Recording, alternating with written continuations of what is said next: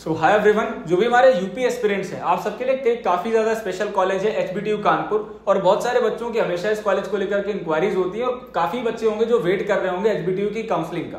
ठीक है, बहुत सा ये प्रिफर्ड ऑप्शन है। स्टूडेंट यहाँ पे लोअर ब्रांचेस में भी एडमिशन ले लेते हैं। Lower branches in the sense यहाँ पर फूड की बात करें, पेंट की बात हो, प्लास्टिक जैसी ब्रांचेस में भी सीट वैकेंट नहीं रहती है। इवन लेदर जैसी ब्रांच में भी यहाँ पर आपको लगभग 6 से 7 लाख का एवरेज पैकेज देखने को मिल जाता है। इस वजह से कॉलेज बहुत ज्यादा एक चॉइस में, प्रेफरेंस में रहने वाला कॉलेज है। और इसकी काउंसलिंग की अनाउंसमेंट हो चुकी है, काउंसलिंग आपकी स्टार्ट हो चुकी है, रजिस्ट्रेशन आपके स्टार्ट हो चुके हैं। अभी हम एचबीटीयू की काउंसलिंग वाली वेबसाइट पे हैं। ये आपका hbtu.admissions.nic.in ये एचबीटीयू की काउंसलिंग वेबसाइट है, जबकि एचबीटीयू का जो ऑफिशियल पोर्टल है, इनकी ऑफिशियल वेबसाइट है hbtu.ac.in, तो वो अलग वेबसाइट है। इस काउंसलिंग वेबसाइट पर अगर आप आएंगे तो यहाँ पे आपको गाइडलाइन एक ब्रोशर दे दिया गया है जिसमें सारी डिटेल बता दी गई है। यहाँ पर कंप्लीट डिटेल मिलने वाली है, eligibility criteria, fees structure, reservation किसको मिलेगा। होम स्टेट का बहुत बड़ा क्वेश्चन होता है कि अगर आप बाहर से आपने 10th और 12th करी है बट आपके पेरेंट्स यूपी से हैं, आपका जो होम स्टेट है वो कोटा क्लेम कर पाओगे या नहीं कर पाओगे। फ्रीडम फाइटर का भी कोटा यहाँ पे अवेलेबल है, पीडब्ल्यूडी, एससी, एसटी, तो बहुत सारी चीजें जो हम डिस्कस करेंगे। ठीक है,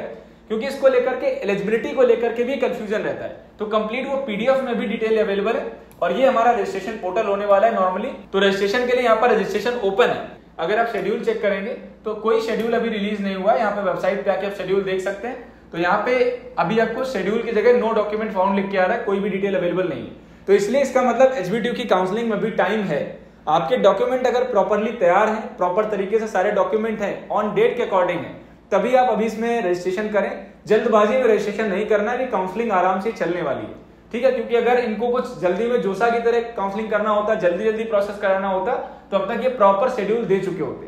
ठीक है, तो जून और जुलाई कंप्लीट यहाँ पे एडमिशन चलेगा। स्पॉट राउंड के रिगार्डिंग भी लास्ट ईयर भी हम लोगों ने ऑन कैंपस में बहुत सारे बच्चे हमारे कानपुर ऑफिस से इस काउंसलिंग के लिए रजिस्टर होते हैं और उनको हम लोग प्रॉपर सपोर्ट भी करते हैं हर एक चीज में, चाहे वो ऑफलाइन काउंसलिंग हो या ऑनलाइन काउंसलिंग हो।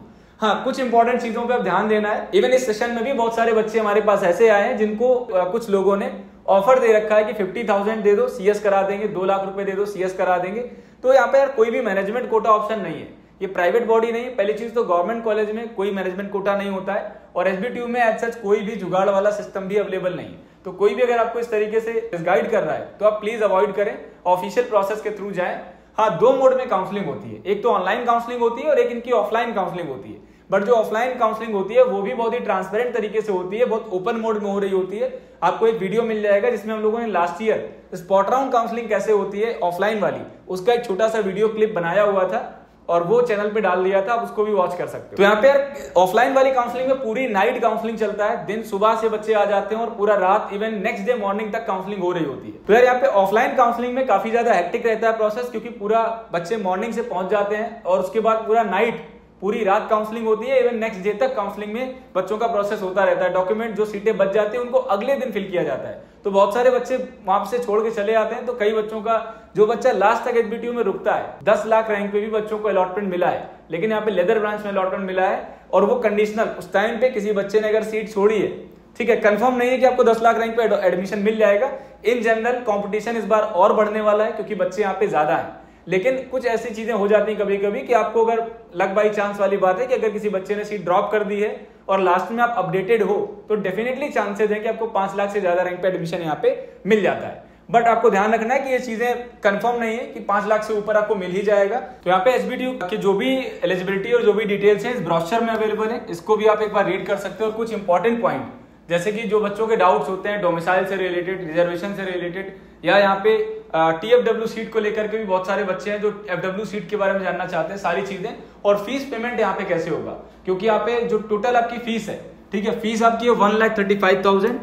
ठीक है, कुछ बच्चे बोल रहे थे यहाँ पर फीस इंक्रीज हो गया, फिलहाल कोई भी फीस इंक्रीज नहीं हुआ है। 1,35,000 आपकी टोटल फीस है। और इसके साथ साथ जो टोटल यहाँ पर सीट इंटेक है, अगर हम सीट इंटेक की बात करें तो 912 सीट्स का इंटेक है। 5% सीट है अदर स्टेट के लिए, 95% सीट्स होम स्टेट यूपी वाले कैंडिडेट्स के लिए हैं।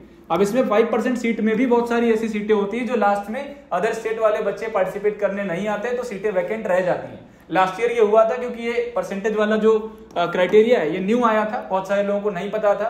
तो अगर आप अदर स्टेट कैंडिडेट हो तो भी आप यहाँ पे पार्टिसिपेट कर सकते हो, आपके चांसेस बन सकते हैं एचबीटीयू में अलॉटमेंट लेने के। अगर हम बात करें एलिजिबिलिटी की, 10th एंड 12th में जो परसेंटेज चाहिए, कुछ बच्चों का एक लास्ट वीडियो में कमेंट था कि सर यहाँ पे मिनिमम 60% चाहिए। नहीं भाई, यहाँ पे 60% नहीं चाहिए, 55% मार्क्स अगर आपके हैं तो भी आप यहाँ पे पार्टिसिपेट कर सकते हो। और 50% मार्क्स एससी, एसटी और ओबीसी, अगर आप जनरल कैंडिडेट हो तो 12th में 55% मार्क्स, और ओबीसी अगर हो या एससी एसटी हो तो यहाँ पर मिनिमम 50% नंबर पे भी आप पार्टिसिपेट कर सकते हो। कोई 60% का क्राइटेरिया नहीं है, ठीक है। तो ये आपका एक मेजर डाउट है। इसके बाद अगर हम बात करें कि सर हमें होम स्टेट का कोटा कैसे मिलेगा, अगर आप यूपी के कैंडिडेट हो, यूपी से आपने पढ़ाई करी है तो डेफिनेटली होम स्टेट में आ जाओगे। अगर आप यूपी के कैंडिडेट हो, बाहर से आपने स्टडीज की है तो भी आपकी स्कूलिंग बाहर से हुई है, किसी अदर स्टेट से पढ़े हो तो भी आप अपने पेरेंट्स का डोमिसाइल सर्टिफिकेट है वो आपको प्रोड्यूस करना होगा, वो आपको लगाना होगा, उनके भी आप पे अपना होम स्टेट का कोटा क्लेम कर सकते हैं। एक यहाँ पर पॉइंट नंबर 10 है कि यार कोई भी आपका डॉक्यूमेंट बाय मिस्टेक भी आपको गलत डॉक्यूमेंट अपलोड नहीं करना है, इधर उधर से जुगाड़ वगैरह नहीं लगाना है कि हम कोई कैटेगरी सर्टिफिकेट लगा के यहाँ पे एडमिशन ले लें। बहुत सारे बच्चे ऐसा दिमाग लगाते हैं, तो प्लीज इन चीजों को अवॉइड करें, ठीक है। क्योंकि यहाँ पे आपका सिंपल है कि अगर कोई भी ऐसा गलत डॉक्यूमेंट आप अपलोड करते हो तो डेफिनेटली आपका एडमिशन तो कैंसिल होगा, इसके अगेंस्ट में आपके केसेस वगैरह भी हो सकते हैं, स्ट्रिक्ट एक्शन भी लिया जा सकता है। तो इन चीजों का आप जरूर ध्यान रखें। कोई भी गलती से भी आप गलत डॉक्यूमेंट या किसी के कहने में आप कोई भी गाइड कर रहा है कि आप कुछ ऐसा कर लो, वो चीजें आप ना करें, कोई भी फेक डॉक्यूमेंट यहाँ पे अपलोड ना करें, ठीक है। अगर हम फी वेवर सीट की बात करें, ट्यूशन फी वेवर स्कीम, तो ट्यूशन फी वेवर सीट भी अवेलेबल है एससी और एसटी कैटेगरी के बच्चों के लिए। हर एक ब्रांच में 2 सीटें यहाँ पर फी वेवर सीट है जिनमें आपकी फीस नहीं लगेगी। फीस इन द सेंस केवल जो ट्यूशन फीस होगी वो नहीं लगेगी, और यहाँ की जो ट्यूशन फीस है वो 75,000 रुपीज है, और जो टोटल फीस है वो 1,35,000 रुपीज है।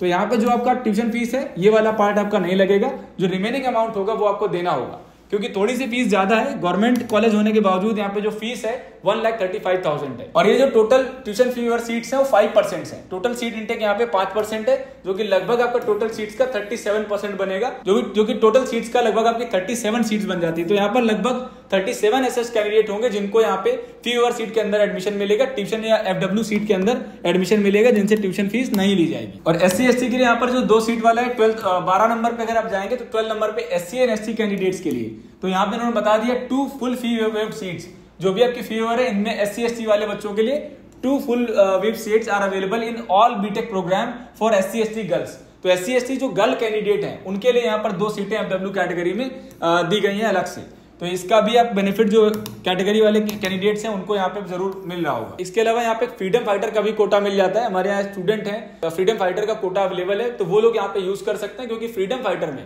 2% सीट्स का रिजर्वेशन है, 2% सीट उसमें भी है। अगर किसी बच्चे के पास है तो उसका एक बहुत अच्छा बेनिफिट यहाँ पे आपको मिलने वाला है। तो इस चीज को आप जरूर ध्यान रखें कि फ्रीडम फाइटर वगैरह के जो कैंडिडेट्स हैं उनको प्रॉपर अपना डॉक्यूमेंट प्रोड्यूस करना है। बाकी जो आपका रिजर्वेशन है वो नॉर्मली सेम रहता है। 21% आपका यूपी के एससी कैटेगरी, 2% आपका एसटी कैटेगरी, और ओबीसी के लिए 27% है। इसके बाद आपका जो फ्रीडम फाइटर है यूपीएफएफ, तो यहाँ पर आपको 2% फ्रीडम फाइटर वाले कैंडिडेट्स के लिए, इसके साथ साथ जो भी हमारे जो डिफेंस पर्सनल वाले कैंडिडेट्स हैं, ठीक है, उनके लिए यहाँ पर 5% है। तो इस तरीके से काफी सारा हैंडीकैप के लिए 5% सीटें यहाँ पे 5% का रिजर्वेशन है, गर्ल्स के लिए 20% का रिजर्वेशन है। अब यहाँ पे जो भी हमारे कैटेगरी स्टूडेंट हैं, स्पेशली हमारे जो ओबीसी कैंडिडेट्स हैं, ओबीसी वाले बच्चे हैं या हमारे ईडब्ल्यूएस कैंडिडेट हैं, तो आपको एक चीज ध्यान रखनी है, जो भी अपना सर्टिफिकेट लगाने वाले हैं वो अप्रैल 1 अप्रैल के बाद का होना चाहिए, 1 अप्रैल 2024 के बाद का होना चाहिए। मतलब अगर आपने मार्च में बनवाया है, 31 मार्च को भी बना होगा तो भी आप एलिजिबल नहीं हो, वो वाला आपका कैटेगरी सर्टिफिकेट यूज नहीं होगा। तो आपको ध्यान रखना है कि आप पुराना वाला कोई भी सर्टिफिकेट ना लगाएं, ओबीसी और स्पेशली ओबीसी और ईडब्ल्यूएस वाले कैंडिडेट्स। तो आप लोग अपना नया ईडब्ल्यूएस सर्टिफिकेट अभी बनवा सकते हैं, क्योंकि ये काउंसलिंग अभी चलने वाली है, काफी टाइम तक ये काउंसलिंग चलेगी। तो अभी यहाँ पर कोई शेड्यूल भी नहीं आया है, इसलिए आप कोई भी जल्दबाजी में कोई गलत डॉक्यूमेंट, पुराना डॉक्यूमेंट बिल्कुल ना अपलोड करें। अब हम फाइनली यहाँ पे बात करते हैं कि सर हमारी जो काउंसलिंग है वो स्टार्ट होगी और कैसे हमारी काउंसलिंग रहेगी। तो देखिए, एचबीटीयू के पोर्टल पे आपको रजिस्ट्रेशन करना होगा, और रजिस्ट्रेशन और चॉइस फिलिंग में यहाँ पे आपको 2500 रुपए एप्लीकेशन फीस है, जो कि आपकी नॉन रिफंडेबल है। आपका एडमिशन हो या ना हो, ये आपकी फीस रिफंड नहीं होती है। तो ये एक तरीके से आपका यहाँ पर एप्लीकेशन फीस है 2500 रुपीज, जो कि आपको पे करनी है हर एक कैंडिडेट को, ठीक है। It's important for every candidate to fill choice preferences very carefully as it cannot be altered during 3 rounds of counseling। तो चॉइस फिलिंग हर एक काउंसलिंग का बहुत इंपॉर्टेंट पार्ट होता है, और यहाँ पे भी इन्होंने बताया है कि अगर आप एक बार चॉइस फिलिंग कर देते हो तो आगे के किसी भी राउंड में कोई भी आप चॉइस हटा नहीं पाओगे, कोई भी चॉइसेस आप कम नहीं कर पाओगे। तो ये आपको जरूर ध्यान रखना है कि जो भी चॉइसेस डालनी है, आपको नीचे की ब्रांच लेनी है, केमिकल लेना है नहीं लेना है, फाइनल एक बार डिसीजन लेने के बाद उसके अकॉर्डिंग आपको चॉइसेस फिल करनी है। तो इसमें आप लोअर ब्रांचेस भी ले सकते हो, अगर आपकी थोड़ी रैंक ज्यादा है तो उसमें भी आप ले सकते हो। बाद में आप अपग्रेडेशन का ऑप्शन ले सकते हो, अपग्रेड करा के आप ऊपर की तरफ मूव कर सकते हो। तो इसका थोड़ा सा आपको ध्यान रखना है, क्योंकि आप आगे के तीनों राउंड्स में, जो भी आपके राउंड्स हो गए, 3 राउंड में काउंसलिंग होगी, उसमें आपका कोई भी चॉइस फिलिंग में ऑल्टरेशन या चेंजमेंट नहीं कर पाओगे। राउंड 1 में आपका एक बार चॉइस फिलिंग होगा, ठीक है। अब अगर आपको बाई चांस यहाँ पे कॉलेज आपने पार्टिसिपेट किया, आपको सीट मिल जाती है, तो क्या प्रोसेस होगा? सीट अगर आपको मिल जाएगी तो वहां पर आपको 40,000 सबमिट करना होगा सीट एक्सेप्टेंस फीस SC और ST कैटेगरी के लिए। अगर आप जनरल, OBC या EWS कैंडिडेट हो तो यहाँ पे जो आपकी सीट एक्सेप्टेंस फीस है वो 75,000 है, और SC ST कैंडिडेट्स के लिए यहाँ पर 40,000 रुपीज सबमिट करना होगा। उसके बाद आपकी वो सीट जो है लॉक हो जाएगी, और रिमेनिंग अमाउंट आपको बाद में at the time of reporting, जब आप कॉलेज में रिपोर्ट करोगे तब पे करना होगा। देन आपको जो रिमेनिंग आपके रेस्ट डॉक्यूमेंट्स होंगे वो अपलोड किए जाएंगे। एक आपका कैंसल्ड चेक भी अपलोड होता है कि बाई चांस अगर आप काउंसलिंग से बाहर आते हो, आप सीट छोड़ते हो, तो उस कंडीशन में जो भी आपका अमाउंट रिफंड होना है वो उस पर्टिकुलर बैंक अकाउंट में आपका वापस आ जाएगा। तो जो भी स्टूडेंट कहीं से भी काउंसलिंग ले रहे हैं, किसी भी प्लेटफॉर्म से काउंसलिंग ले रहे हैं, तो ध्यान रखें जो भी बैंक अकाउंट से रिलेटेड डिटेल है वो अपना लगाएं, किसी भी अदर पर्सन का डॉक्यूमेंट वहां पे यूज ना होने दें। बहुत सारे प्लेटफॉर्म पे कंसल्टेंट इस तरीके से करते हैं कि अपना डॉक्यूमेंट लगा देते हैं और बाद में फीस लेने के लिए आप उनके पीछे पीछे आपको भागना पड़ सकता है। तो इन चीजों का आप जरूर ध्यान रखें। तो इस तरीके से जो भी आपकी शेड्यूल की डेट्स रहेंगी वो आगे आपको जरूर वेबसाइट पे विजिट कर सकते हैं, या आपको चैनल पे भी हम लोग आगे शेयर कर देंगे। और इसके अलावा इस तरीके से 3 मेन राउंड्स होंगे, इसके बाद आपका एक इंटरनल स्लाइडिंग वाला राउंड होगा, ठीक है। तो आपको अगर यहाँ पे किसी भी राउंड में सीट बाई चांस नहीं मिलती है तो इनका आप आगे के राउंड में भी पार्टिसिपेट कर सकते हैं। और आपकी जो ऑफलाइन इन कैंपस काउंसलिंग होती है, ठीक है, ये आप देख सकते हो ऑफलाइन इन कैंपस काउंसलिंग, जिसको स्पॉट काउंसलिंग भी आप बोलते हो, वो काउंसलिंग भी आगे कंडक्ट होगी, जिसमें offline in campus counselling will be conducted at HBTU Kanpur premises to fill vacant seats if any. The dates of such counselling will be announced separately. तो बहुत सारी सीटें लास्ट में HBTU में हर बार वैकेंट आती हैं, जिनमें आप स्पॉट राउंड में भी आगे पार्टिसिपेट कर सकते हैं। उसके लिए भी एक छोटा सा रजिस्ट्रेशन, ऑनलाइन रजिस्ट्रेशन होता है, और उसके बाद आपको ऑफलाइन कैंपस में जाना होता है। तो आगे जब भी आपका आगे 24 के लिए ऑफलाइन वाला प्रोसेस होगा तो उसके रिगार्डिंग भी आपको चैनल पे वीडियो मिल जाएगा।